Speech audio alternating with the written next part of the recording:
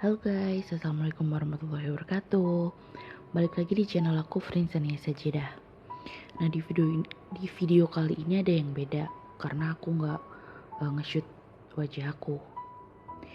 Sebenarnya aku pengen bikin video draw my life, cuman karena aku nggak jago gambar, jadi aku nyeritain tentang diri aku aja gitu loh. Nah, aku lahir di Probolinggo tanggal 29 November 1993. Aku terlahir dari keluarga yang berkecukupan. Abiku seorang kontraktor dan umiku ya ibu rumah tangga, nggak ngapa-ngapain, cuman kerjanya ngurus anak dan nganter aku sekolah. Dari kecil aku itu termasuk anak yang manja sebenarnya, tapi itu dulu sebelum aku punya adik. Selisih aku sama adik aku yang pertama itu 6 tahun. Lumayan kan, lumayan lama banget waktu buat sendiri. Jadi gak punya adik, jadi ngerasa seenaknya sendiri. Kalau aku bandel banget. Waktu kecil aku tuh suka buang sendal orang ke kali. Saking bandelnya aku, cuma pengen dapat perhatian sih. Cuman pengen rame aja sebenarnya. Nah, terus tahun ke-6 umurku udah 6 tahun maksudnya, itu aku punya adik. Nah, aku mikir, mampus, nanti kalau aku punya adik pasti aku bakalan gak dipedulin lagi sama orang tuaku, karena orang tuaku pasti bakalan fokus ke adikku. Nah, ternyata bener. Pas aku minta ngerayain ulang tahun ke-9, itu orang tuaku gak nurutin buat dirayain, karena menurut mereka ngapain ulang tahun dirayain terus, orang dari kecil kan udah puas, mereka bilang kayak gitu. Nah, namanya juga masih anak kecil, masih suka banget kalau dikasih kado. Nah, terus habis gitu lama-kelamaan aku diem. Nah, sampai pada akhirnya adekku yang nomor 2 itu lahir. Adekku yang nomor 2 itu cewek. Nah, makin dikalang kabut deh aku. Menurut aku tambah nggak bakalan dipeduliin aku. Mau aku kemana aja ya terserah, mau aku bandelnya kayak gimana ya terserah aku, nggak bakalan dimarahin. Tapi ternyata itu salah. Aku kesini diomelin, aku situ diomelin. Terus waktu aku naik ke kelas 6, nah itu aku punya adik lagi. Adikku yang nomor 3, paling terakhir. Nah, makin stres kan aku. Gimana coba punya adik lagi? Pasti gak bakalan dipeduliin lagi. Nah, ternyata salah. Waktu aku kelas 6 SD, orang tuaku dapat masalah. Orang tuaku ketipu sama bisnis yang orang tuaku percayain ke temennya. Nah, di situ keluargaku bangkrut. Aku down banget. Mana aku mau masuk SMP, terus adik aku juga putus sekolah. Nah, sampai pada akhirnya aku diusir dari rumah yang waktu itu aku tempatin. Nah terus aku pindah awal aku masuk SMP, ekonomi masih lancar lah ya. Sampai pada akhirnya aku kelas 3 SMP. Di situ orang tua aku sering berantem. Terus aku sering nunggak bayar uang SPP. Terus aku sering gak masuk sekolah karena males. Ya gimana mau serius sekolah coba kalau di rumah ngelihat orang tua kalian berantem. Nah, waktu itu aku mengira kalau aku tuh gak bakalan bisa bertahan hidup. Karena apa? Bukan karena ekonomiku, bukan karena perekonomian keluargaku udah gak sebagus dulu. Bukan, tapi karena aku gak kuat lihat Abi sama Umiku tengkar tiap hari. Anak mana yang tega ngelihat orang tuanya tengkar tiap hari? Sampai pada akhirnya Umi aku minta cerai kan. Nah, tapi Abiku sabar banget. Terus dikasih nasihat sama nenekku, akhirnya gak jadi cerai. Nah itu aku kelas 3 semester 2, kelas 3 SMP semester 2. Aku mikirnya kalau orang tua aku jadi cerai, aku bunuh diri aja deh. Percuma juga aku hidup, ya kan? Karena ngapain? Ya kan malu orang tuanya cerai. Nah terus aku nyoba buat bangkit lagi. Aku nyoba buat gak malas sekolah lagi. Meskipun aku waktu itu pergi sekolah jalan kaki, aku tuh malu. Karena aku jalan kaki, ya kan. Jadi aku setiap berangkat sekolah itu aku nutupin muka aku pakai kerudung sekolah. Nah habis itu aku kelas 3 mau ujian, itu perekonomian keluargaku udah mulai enak. Nah tapi aku malah gak seneng. Karena apa? Perekonomian aku udah mulai enak, abiku buka bisnis lagi. Nah umiku yang dulunya sering di rumah itu jadi sering ikut abiku kemana-mana, ke Jakarta, ke Surabaya, ya ngurusin bisnis abiku. Nah aku tuh malah gak seneng. Karena apa? Aku jarang kumpul bareng sama abi sama umi dan adik-adikku juga. Paling aku kumpulnya cuma berempat, aku sama adik-adikku doang. Abi sama umiku jarang pulang. Jadi aku di rumah tinggal sama pembantu. Kadang nenek dari Abi juga ke rumah sih dulu. Nah, terus pas mau masuk SMA, aku itu jadi kayak anak yang berkepribadian beda. Bukan berkepribadian ganda, bukan. Maksudnya aku bukan jadi diri aku sendiri gitu loh. Aku jadi pendiam. Terus aku jadi hemat banget kalau mau ngapa-ngapain. Kalau aku mau beli sesuatu, aku selalu mikir 3 kali. Penting gak? Ini termasuk kebutuhan apa cuma keinginan aja? Kalau kebutuhan aku beli, kalau keinginan gak aku beli. Aku selalu kayak gitu. Dan aku gak ngerti itu aku dapat pencerahan dari mana aku bisa punya kepribadian yang seperti itu. Nah, sampai pada akhirnya aku naik kelas 2 SMA. Aku itu jadi mikir ke depan, mikir pikiranku makin matang. Aku tiba-tiba gak suka keluar rumah. Aku lebih suka di rumah. Aku lebih suka di kamar.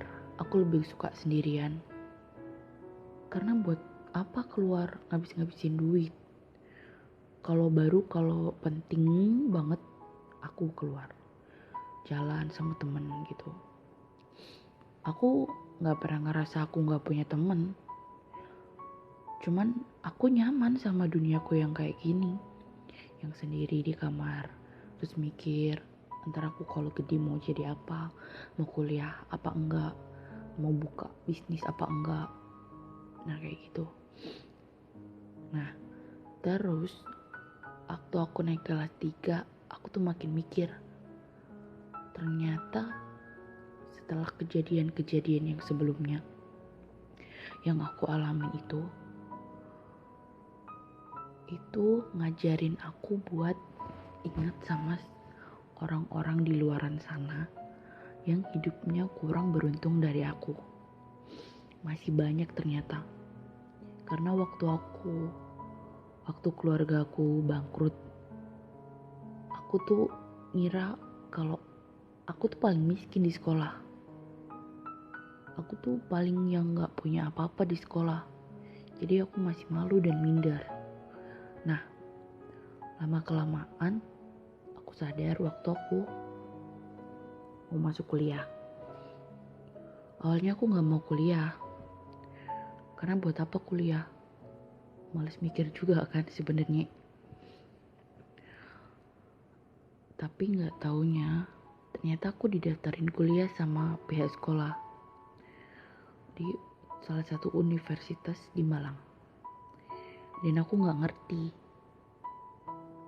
Aku cuma disuruh fotokopi raport dan disuruh bayar 175.000 ke Bank Mandiri waktu itu.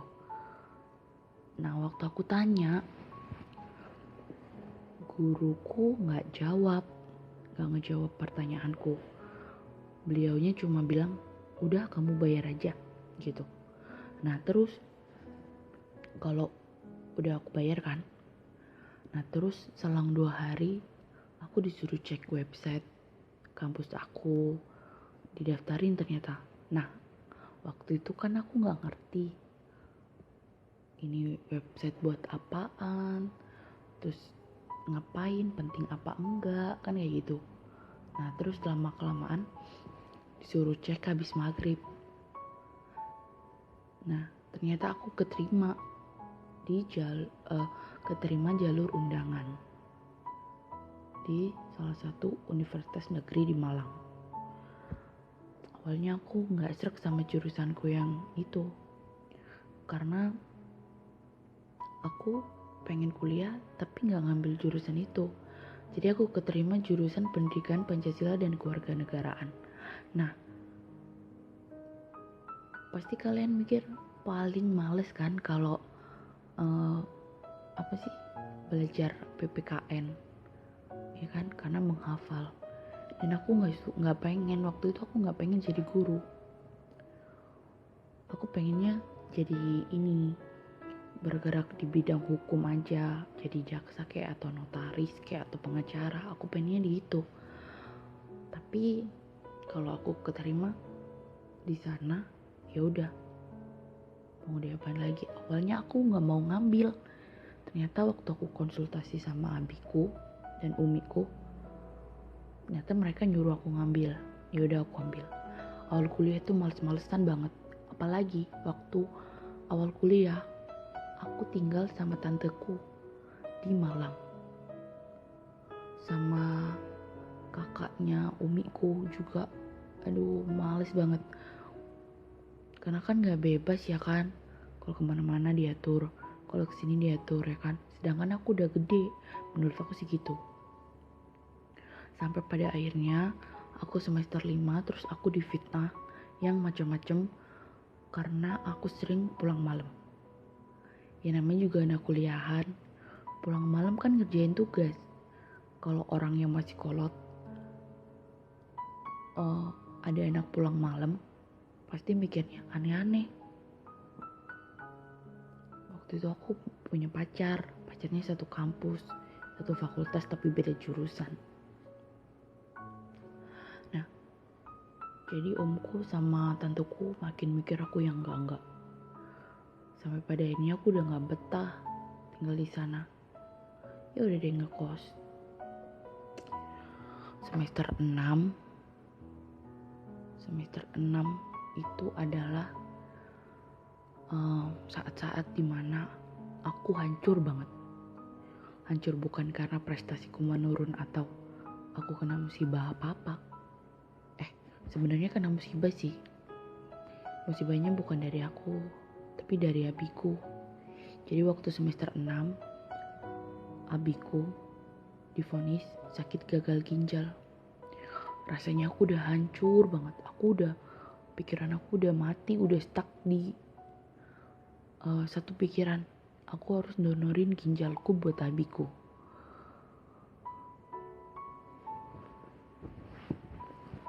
Nah, namanya juga anak. Mana ada sih yang tega ngelihat orang tuanya sakit, ya kan? Aku mikir, pokoknya aku harus nyumbangin ginjalku untuk abiku. Tapi ternyata lama-kelamaan dokternya bilang kalau donor ginjal itu ada 2 kemungkinan. Yang pertama bisa berhasil, yang kedua kalau nggak berhasil abiku meninggal. Nah, aku bingung.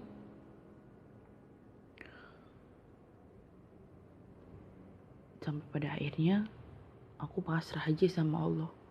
Aku selalu berdoa biar abiku sembuh. Terus semester 7 abi mulai alternatif kemana-mana, sampai ke Madura pernah. Alternatif pokoknya, diselingin sama cuci darah, karena gagal ginjal itu harus cuci darah kan. Nah, terus habis gitu abiku cuci darah itu selama 2 tahun. Sampai pada akhirnya abiku meninggal. Abiku meninggal bulan Februari 2017.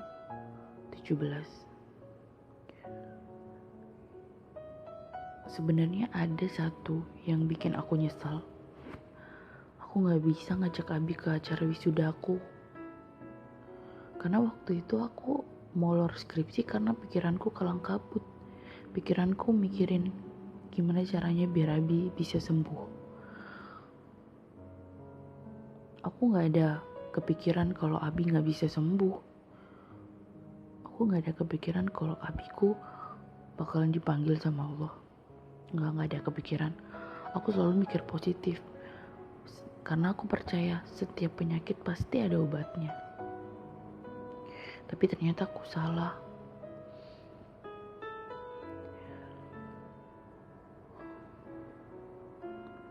Aku molor kuliah itu udah 2 semester.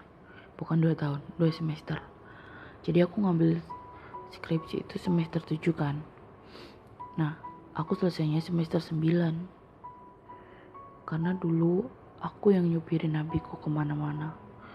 Karena aku pengen tahu perkembangan abiku seperti apa.